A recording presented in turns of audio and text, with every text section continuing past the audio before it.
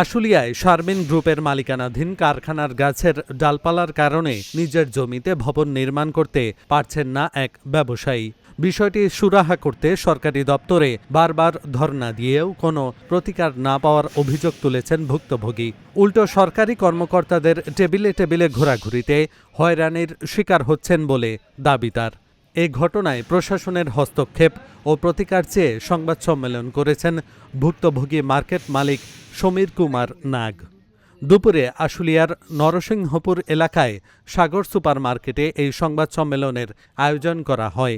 একাধিকবার শারমিন গ্রুপের প্রশাসনিক কর্মকর্তাদের অনুরোধ করেও কোনো প্রতিকার না পেয়ে আজ সংবাদ সম্মেলন করেন সমীর কুমার নাগ। আপনারা তো এটা দেখেছেন সরজমিনে যে পার্শ্ববর্তী ফ্যাক্টরি গাছপালাগুলো, শারমিন গ্রুপের গাছপালার ডালগুলো আমার এখানে কাজে প্রচণ্ড বিঘ্ন করছে।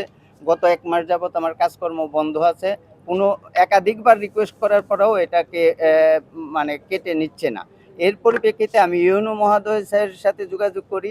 উনিও একাধিকবার আশ্বাস দিয়েছেন যে এটা আমি দেখছি কিভাবে করা যায়। তো আজ পর্যন্ত এই 15-20 দিন হয়ে গেল, আজ পর্যন্ত কোনো ফলপ্রসূ আমি রেজাল্ট পাই নাই। তারপরে থানা প্রশাসনের সাথেও যোগাযোগ করি, ওনারাও আমাকে এ ব্যাপারে কোনো সহযোগিতা করে নাই। ওনারা থানা প্রশাসন, ওসি তদন্ত এবং এসআই মঞ্জুরুল আলম সাহেবের সাথে যোগাযোগ করি।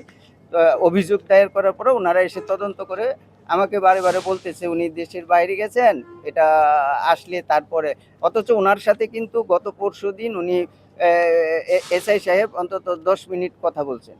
কিন্তু আমার ব্যাপারটা হলো যে এই ডিসিশনটা কয়েকটা ডাল কাটার ব্যাপারটা তো এটা দীর্ঘদিন ঝুলিয়ে রাখার কোনো ব্যাপার না।